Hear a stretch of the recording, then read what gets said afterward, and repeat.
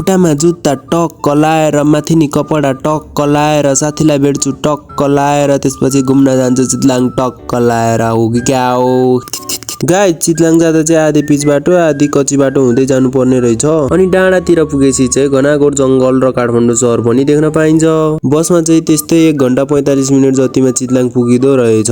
चितलाङमा पुगेपछि बसबाट ओर्लिएर लाग्दै हामी चाहिँ साथीको घरतिर।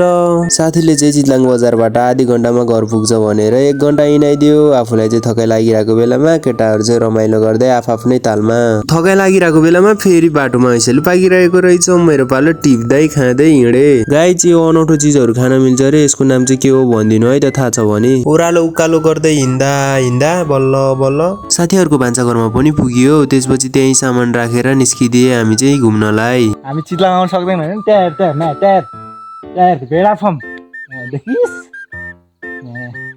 फर्म हैन फार्म जे भयो नि एउटै हो। सबैभन्दा पहिला हामी चाहिँ भेडा फारमको डाँडातिर लाग्यो। त्यो डाँडामा चाहिँ बाख्राको मूर्ति रहेछ। अनि त्यहाँ हामी एकछिन खेल्यो रमायो फोटो सोटो खिच्यो। त्यसपछि लाग्दियो हामी फेरि अर्को डाँडातिर। अर्को डाँडा पनि पुगिहाल्यो। अनि यहाँको दृश्य चाहिँ यस्तो थियो।